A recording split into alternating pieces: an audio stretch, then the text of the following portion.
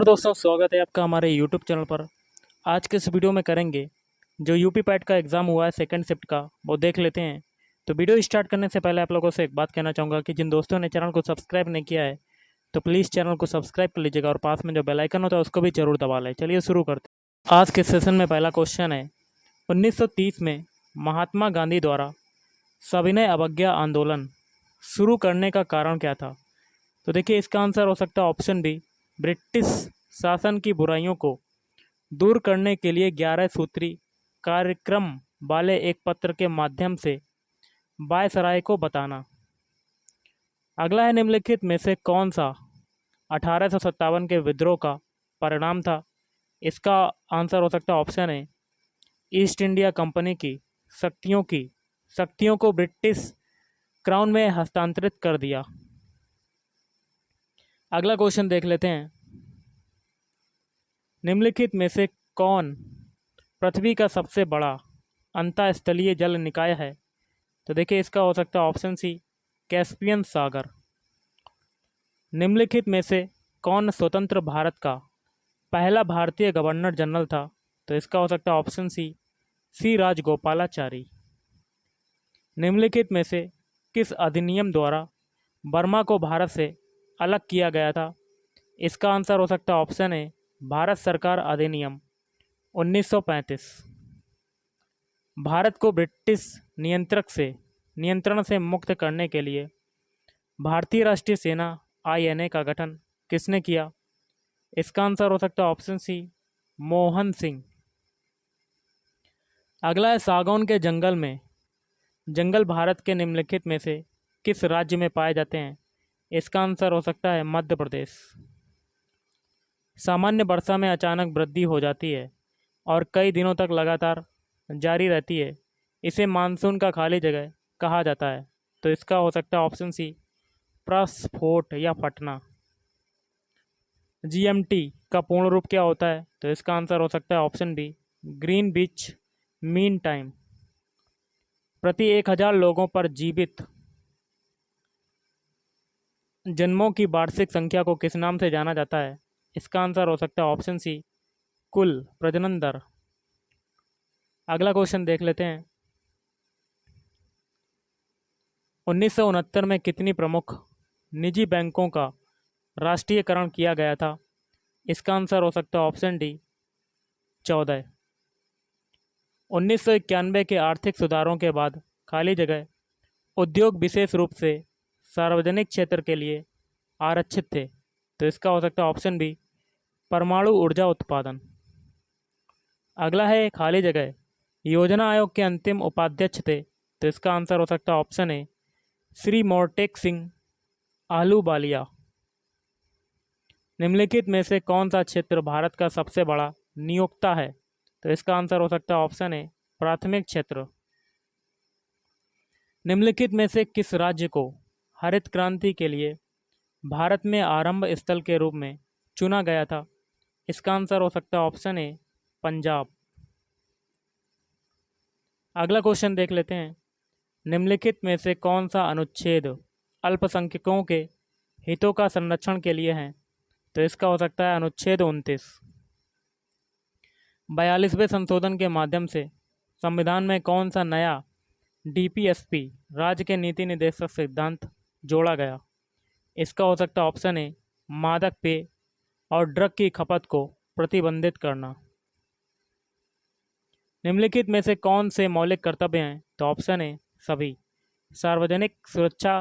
सार्वजनिक संपत्ति की सुरक्षा करना, वैज्ञानिक दृष्टिकोण और मानववाद विकसित करना, भारत की संप्रभुता, अखंडता और एकता की रक्षा करना। अगला क्वेश्चन है, सभी अम्लों में समान तत्व है। तो इसका हो जाएगा option B, hydrogen. Non stick खाना पकाने के बर्तन खाली जगह से लेपित होते हैं। तो ऑप्शन बी हो सकता है टेफलॉन। अनुच्छेद 245 के अनुसार खाली जगह संसद का कार्य है। इसका आंसर हो सकता है ऑप्शन सी, कानून बनाना। सरकारिया आयोग निम्नलिखित में से किससे संबंधित है? तो इसका आंसर हो सकता है ऑप्शन बी, केंद्र और राज्य संबंध। प्रकाश वर्ष खाली जगह का एक माप है। तो तारकीय दूरी।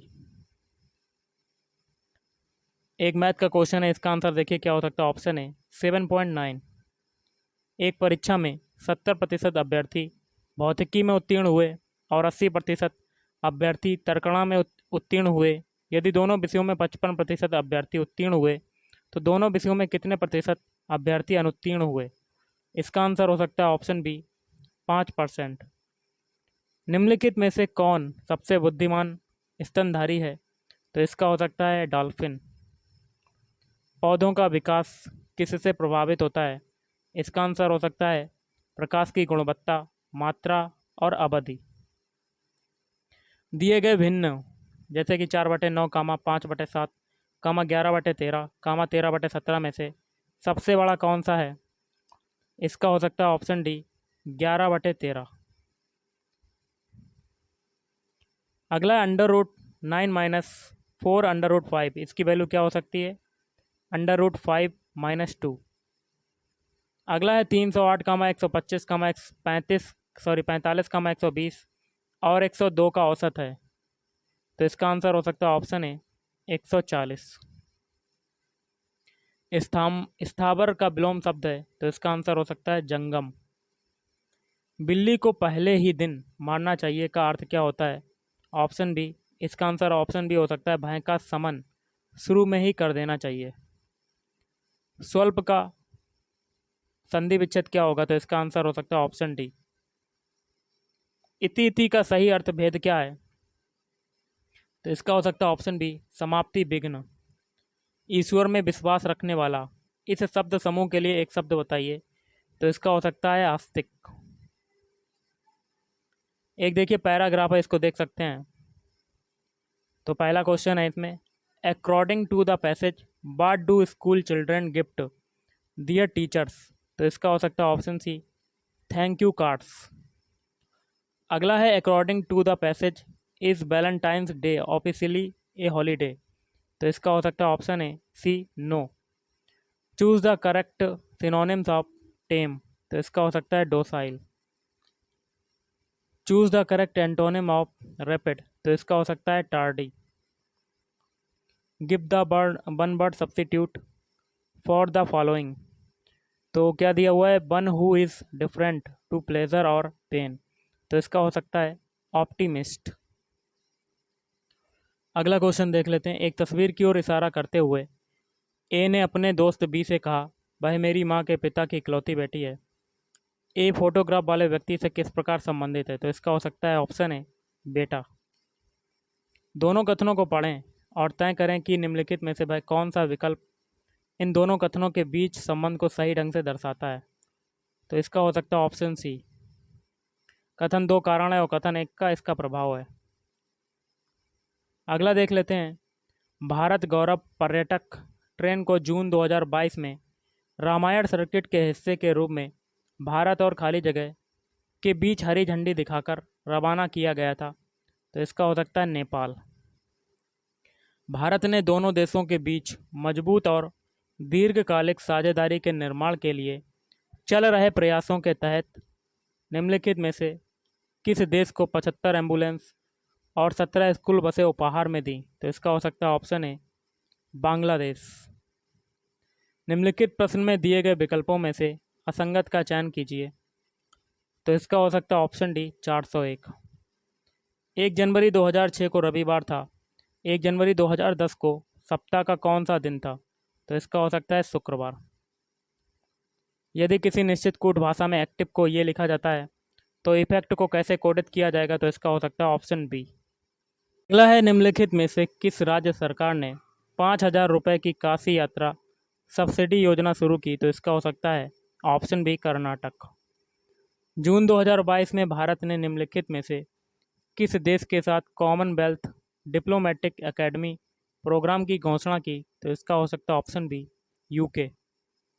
अगला है खाली जगह कंपनी ने IAF के हेलीकॉप्टरों के लिए ADS की आपूर्ति हेतु एक बेलारूसी कंपनी और उसकी सहायक कंपनी के साथ एक समझौता ज्ञापन पर हस्ताक्षर किए।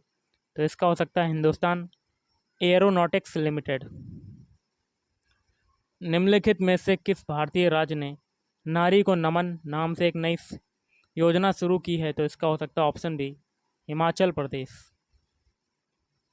प्रधानमंत्री नरेंद्र मोदी ने निम्नलिखित में से किस जिले में डॉक्टर संपूर्णानंद स्पोर्ट्स स्टेडियम में एक कार्यक्रम में 1800 करोड़ रुपए की योजनाओं का उद्घाटन और शिलान्यास किया? तो इसका हो सकता है मेरठ।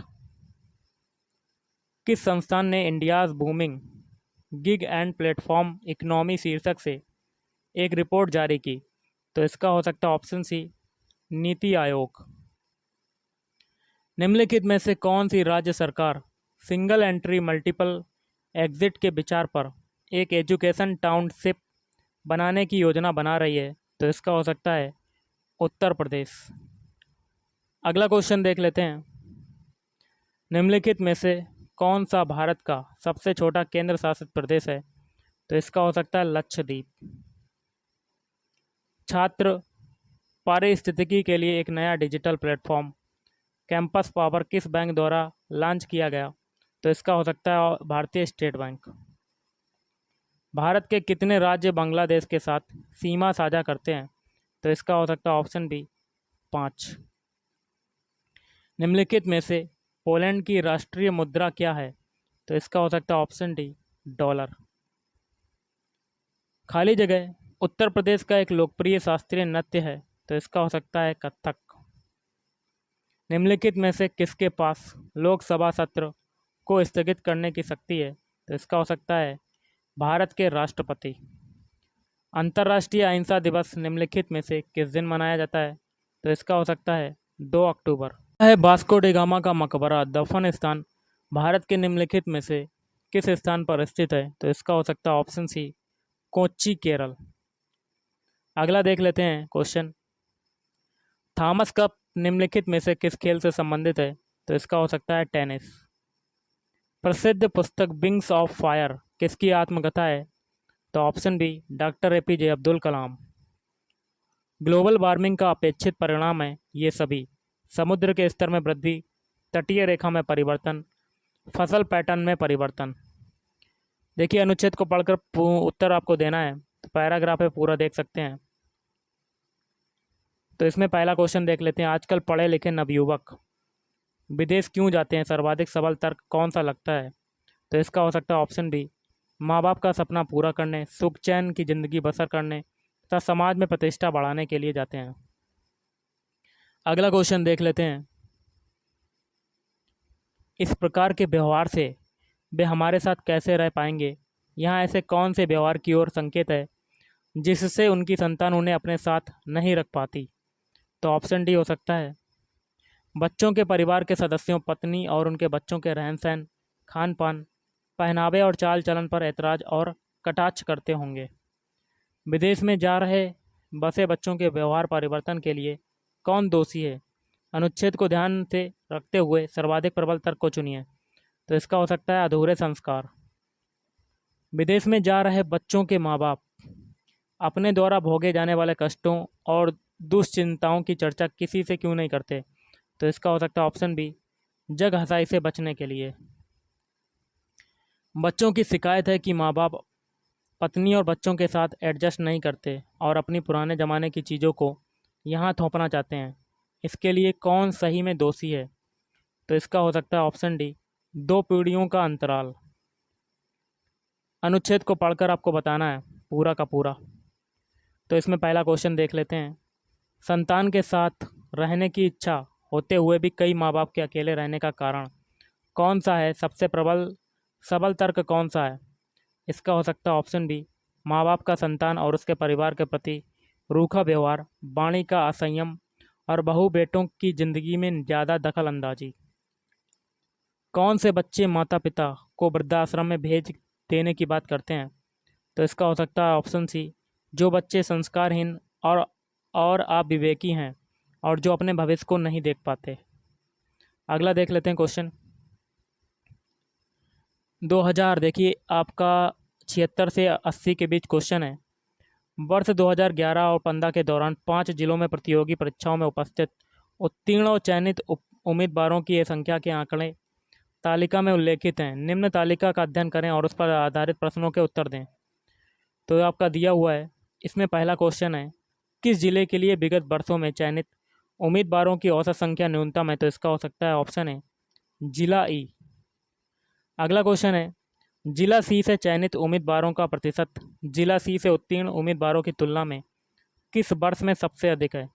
तो इसका हो सकता है ऑप्शन सी 2012। जिला डी से उत्तीर्ण उम्मीदवारों का प्रतिशत जिला डी से उपस्थित होने वालों की तुलना में किस वर्ष में सबसे कम है? तो इसका हो सकता है ऑप्शन सी 2013। वर्ष 2011 में किस जिले में उपस्थित उम्मीदवारों की तुलना में चयनित उम्मीदवारों का प्रतिशत सबसे अधिक था? तो इसका हो सकता है जिला ए। अगला है, समाच्छाधीन अवधि के दौरान जिला ई से चयनित उम्मीदवारों की संख्या इस अवधि के दौरान जिला ए से चयनित उम्मीदवारों की संख्या का लगभग कितना प्रतिशत है?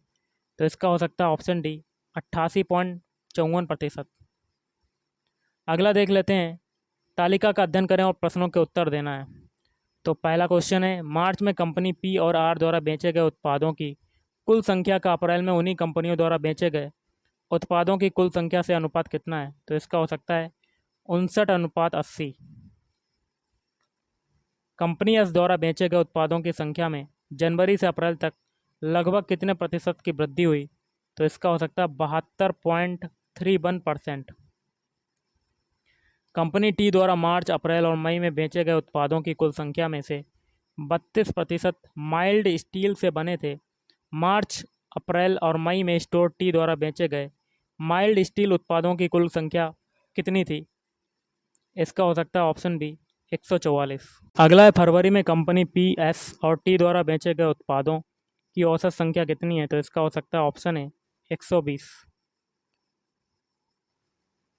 कंपनी क्यू द्वारा जनवरी और मई में मिलाकर बेचे गए उत्पादों की कुल संख्या और समान महीनों में कंपनी आर द्वारा बेचे गए उत्पादों की कुल संख्या के बीच का अंतर कितना है? तो इसका हो सकता है ऑप्शन सी 85। 86 से 90 क्वेश्चन है। यहाँ दिया गया पाई चार्ट एक विशेष वर्ष के दौरान विभिन्न क्षेत्रों पर विश्वविद्यालय के खर्च को दर्शाता है। चार्ट का ध्यानपूर्वक अध्ययन करें और उसके नीचे दिए गए प्रश्नों के उत्तर दें।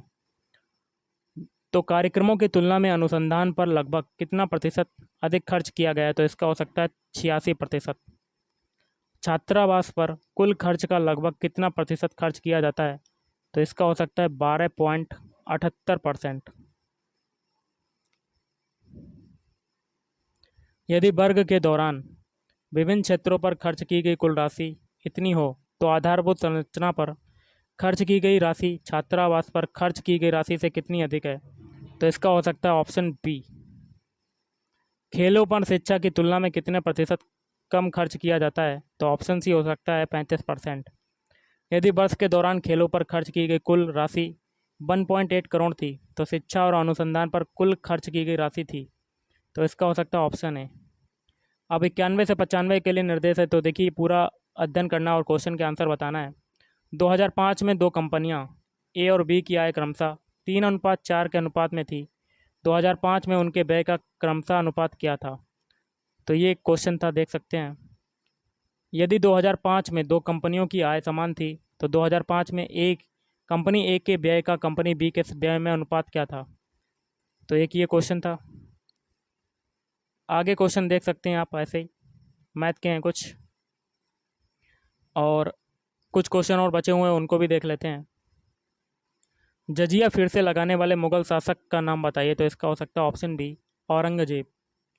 निम्नलिखित में से किसे अंग्रेजों द्वारा शुरू किए गए सबसे महत्वपूर्ण योगदानों में से एक माना जाता है? तो ऑप्शन बी हो सकता है रेलवे। पंचतंत्र की कथाएं किसके द्वारा लिखी गई थी? तो विष्णु शर्मा। गौतम बुद्ध ने सारनाथ में अपना पहला उपदेश खाली जगह दिया था। तो धम्मचक्र प्रवर्तन मुद्रा। निम्नलिखित में से किस शासक के दरबारी कवि हरिसेन थे? तो एक क्वेश्चन ये था। तो गाइस आज के इस वीडियो में इतना ही। थैंक यू, धन्यवाद।